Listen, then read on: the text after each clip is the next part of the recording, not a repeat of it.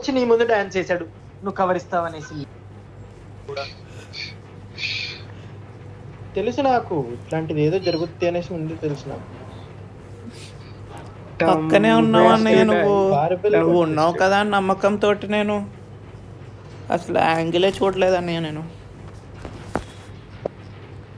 నువ్వు ఖాళీ కూర్చున్నావు అన్నయ్య. రాలేదు కార్తీక్. వస్తాడు. నువ్వేం మాట ఇచ్చావు మళ్ళీ? నేను మీకు రీకాల్ ఇస్తా అని మాట ఇచ్చావు, ఏం చేసావు చెప్పు. ఒకటి కొట్టాగా బ్రో, చెప్పు అసలు ఏం కొట్టావా బ్రో? ఇంకోటి కొట్టేసే లోపు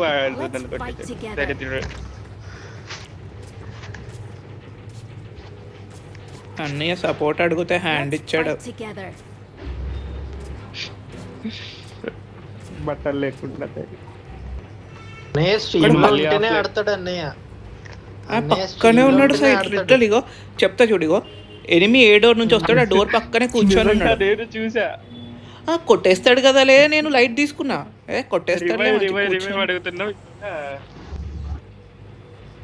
కొట్టేస్తాడు కదా, నేను వెనకాలని చూసుకుందాంలే అనుకుని తిరిగిపోయాను. నేను ఇట్లా తీరా చూస్తే కొట్టలేదు, వాడు నన్ను వేసేసాడు. వాడు నన్ను కొట్టి మల్లిక్ని కొట్టి అప్పుడు చూసాడు కార్తీక్ని, అప్పుడు కొట్టాడు. నువ్వు ఆడనుకుంటాడు ఈడేవాడు ఎరుపుకోని. ఓ మళ్ళీ నాకు చేసిన తర్వాత ఓ మన అన్నయ్య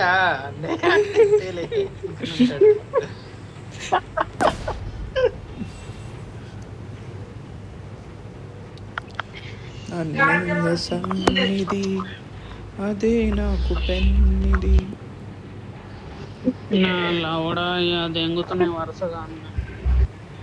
అన్నయ్య నువ్వు అసలు నువ్వు ఆడలేదు అన్నయ్య లాస్ట్ మ్యాచ్.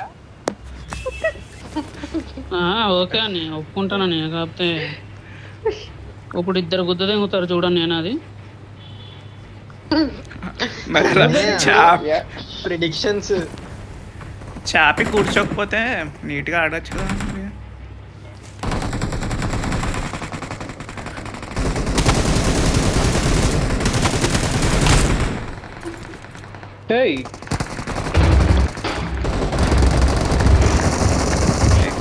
ఇదేదో వర్కౌట్ అయ్యేలా ఉందా?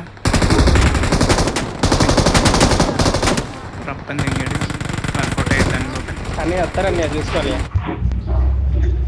సై నువ్వు అలానే ఆడి నేను వచ్చేస్తున్నా, నువ్వు అలానే ఆడి నేను వచ్చేస్తాడు.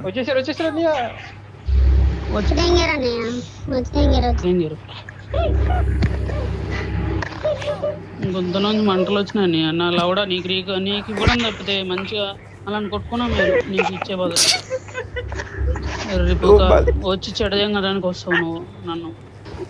మళ్ళీకి రీకాల్ పట్టుకోవడం అంటే నీ మరణ శాసన నేను నువ్వే రాసుకున్నట్టు.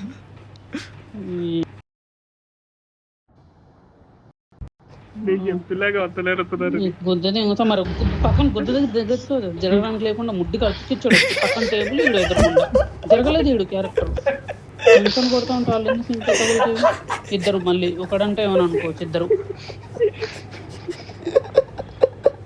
మంటలు వచ్చినాయి, ఆడు కొట్టిన గుద్దలోంచి పెట్టిలోంచి మంటలు వచ్చినాయి, కొట్టాడు యూజీ స్కిన్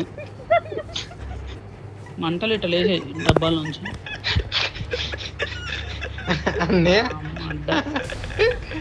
అనే ఏ మాట కామాట ఎంజాయ్ అయితే చేసావు కదా నువ్వు. మజా వచ్చిందా అన్నయ్య? మజా వెచ్చగా ఉందా? ఈ చలికి గుద్దలోంచి మంటలు తెప్పించారు. వెచ్చగా ఉందా? నువ్వే కానీ ఇద్దరితో దెంగించుకుంటాను.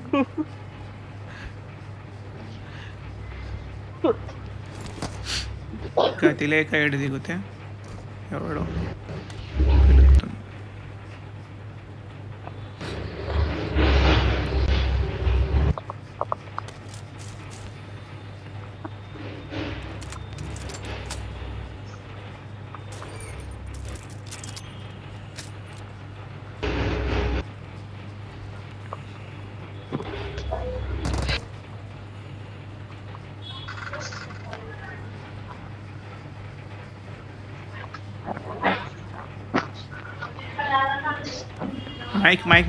మైక్ ఆఫ్ చేయండి అన్నారు.